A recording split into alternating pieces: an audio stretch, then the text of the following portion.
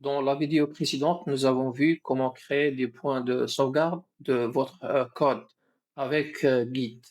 Mais imaginez que par une mauvaise manipulation, vous perdiez le dossier de travail ou même que l'ordinateur plante et on perd un code sur lequel nous avons dépensé beaucoup de temps.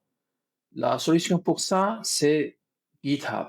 GitHub ne permet pas seulement de faire des sauvegardes en ligne comme des backups, mais aussi de collaborer, qui est essentiel pour le développement moderne.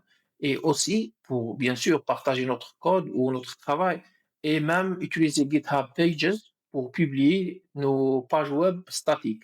On va voir ça, comment ça marche. Euh, pour l'utiliser, on doit s'inscrire sur GitHub. L'inscription, elle est très simple. Une fois que l'inscription est faite, on a besoin de connecter notre ordinateur à notre compte GitHub. Donc, pour le faire, la façon la plus simple, c'est d'utiliser l'éditeur de code en cliquant sur Source Control. Donc, lorsqu'on clique sur ça, on va recevoir un message, des instructions à suivre. C'est plutôt simple à faire. Au moment de l'enregistrement de cette vidéo, vous allez avoir, moi, mon ordinateur est déjà connecté, mais celui qui n'a pas déjà connecté son ordinateur, il va avoir ici un code qu'il doit mettre sur son profil GitHub pour connecter sa machine à son profil GitHub. Maintenant, là, si vous vous rappelez de ce projet, nous avons créé un petit site web de fiches de jardinage. Donc, nous avions 3 plantes. Maintenant, on va mettre ça sur GitHub.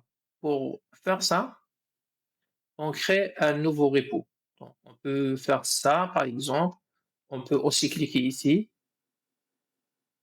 Et là, on fait New. Et là, on va donner un nom, le propriétaire et le nom. On va l'appeler fiche de fiche de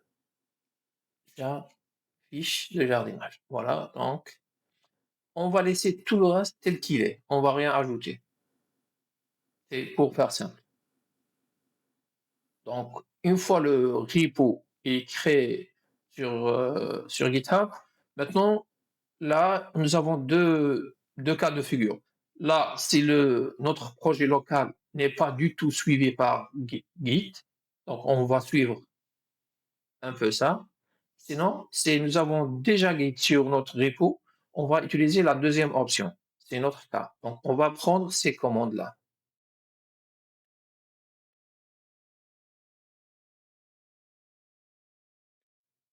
Ou bien, on va les prendre une commande après l'autre. Donc,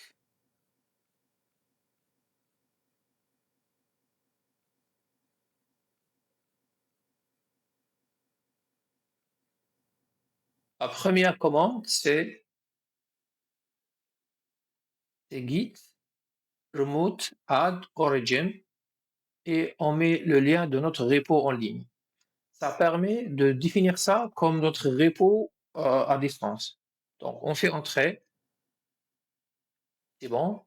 On va prendre la deuxième commande. Cette commande, elle renomme, donc ici, cette commande, elle renomme la branche principale qui est maintenant master, elle la renomme à main pour que ça soit conforme à l'approche GitHub. Donc, git branch espace -m majuscule main pour dire que la branche principale est main. La dernière commande, c'est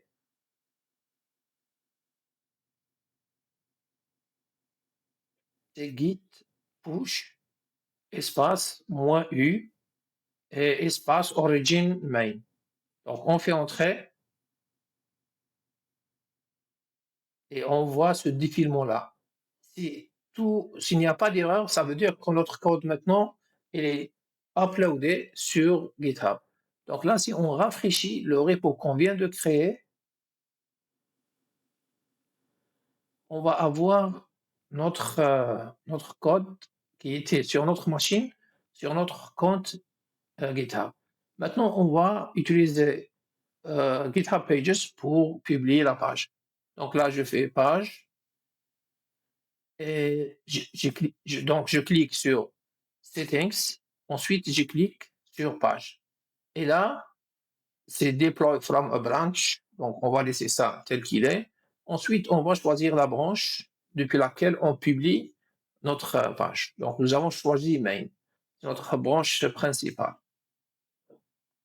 Là, normalement, c'est bon. On doit attendre quelques instants pour que notre page soit déployée en ligne.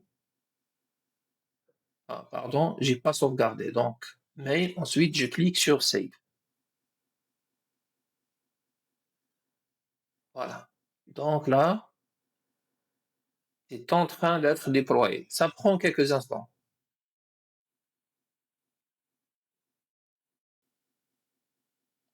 Ça a pris autour d'une minute. Maintenant, on clique sur ce lien qui est donné ici, Visit Site par exemple. Et maintenant, nous avons notre fiche de jardinage qui sont en ligne. Donc, nous avons 3 plantes qui sont référencées dans notre site de fiche de jardinage. Donc maintenant, supposons que j'ajoute une nouvelle plante une nouvelle plante à ma liste. Donc, CTRL Z. Je vérifie en local que mon code est correct. Donc là, je vois qu'il y a 4 plantes référencées sur mon ordinateur local. Et là, il y a une nouvelle plante. Donc, en local, j'ai ça. Sur GitHub, je n'ai que 3, je n'ai encore que 3 plantes. On peut vérifier sur le fichier data.js. Donc, nous avons encore 3 plantes. Et sur notre site qui est en ligne, il y a aussi 3 plantes. Donc, nous avons déjà ajouté la quatrième en local. On va faire la même procédure que la vidéo précédente. Donc, on va créer un nouveau commit. Donc, on peut faire, donc je vais agrandir ça, git add espace point. C'est pour traquer tout le dossier en cours. C'est aussi pour faire simple et rapide. Ensuite, je fais git commit -1 et je fais le message du commit, c'est comme un titre à ce commit. Je peux dire, par exemple, donc je fais ça.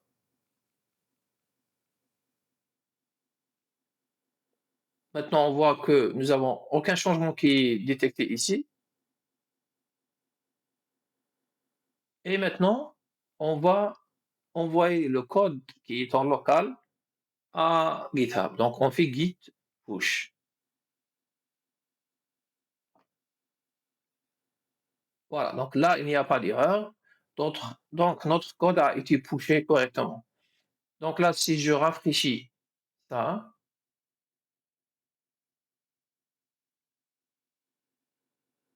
là, le point en orange, ça veut dire que le changement est en train d'être pris en charge. Et là, on voit déjà qu'il y a la quatrième plante. Une fois ce point-là devient vert, ça veut dire que tous les changements sont pris en charge. Et une fois que c'est fait, encore orange, voilà.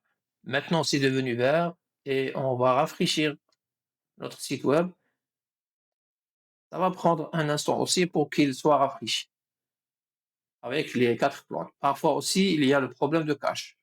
Donc, si on fait un hard reload, en appuyant sur CTRL, on peut supprimer le cache. Donc, ici, nous avons 4 plantes qui sont référencées. La modification locale a été envoyée sur GitHub.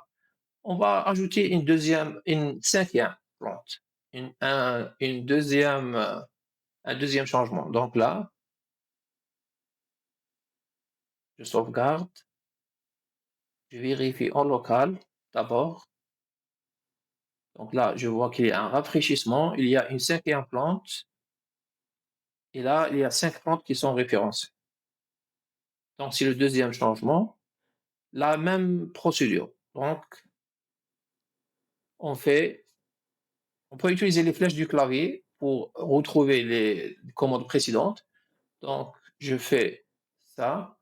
Et là, nous avons ajouté la lavande.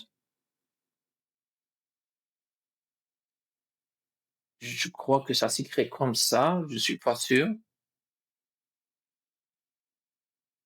Oui. Et pour ne pas écrire la commande du pull sur une deuxième ligne, je peux le faire ici. Et je fais git push.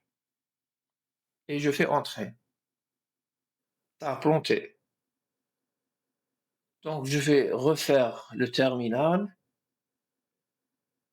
Je choisis git bash.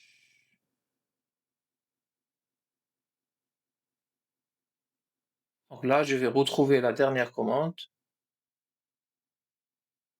C'est git add.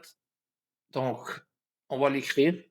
Donc, on va faire git add espace point.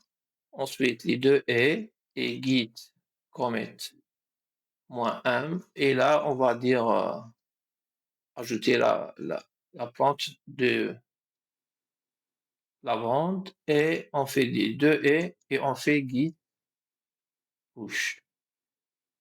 Donc, on peut utiliser cette commande en faisant entrer, ça va uploader notre code sur, euh, sur GitHub, mais on peut aussi utiliser l'éditeur de code.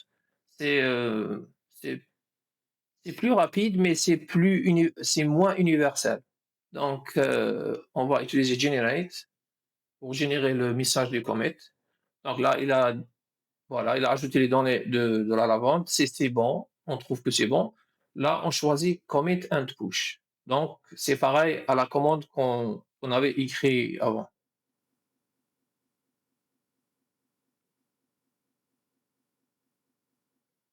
Une fois que toutes les horloges sont à jour, on vérifie sur GitHub d'abord.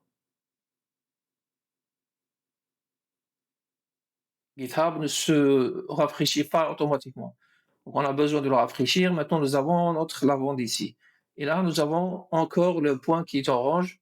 Ça veut dire que ici, les fiches de jardinage, c'est encore du déploiement. On doit attendre que ça devienne vert.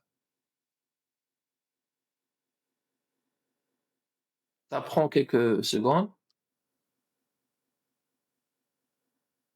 Voilà, c'est vert maintenant. Donc là, si on rafraîchit,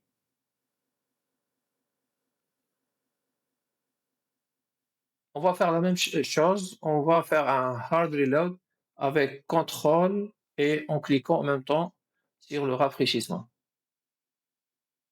Et là, nous avons 5 plantes avec la lavande. Donc, c'est ça le workflow pour envoyer notre code sur GitHub. C'est en utilisant des commits comme si on travaille indépendamment de GitHub.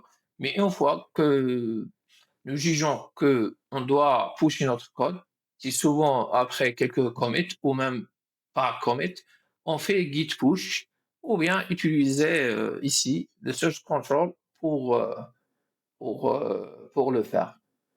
Voilà, donc j'espère que vous avez trouvé ça utile. Si vous l'avez trouvé utile, n'hésitez pas à liker la vidéo, à vous abonner et me laisser un commentaire. Aussi, n'hésitez pas à me proposer des sujets pour les futures vidéos. Et salut.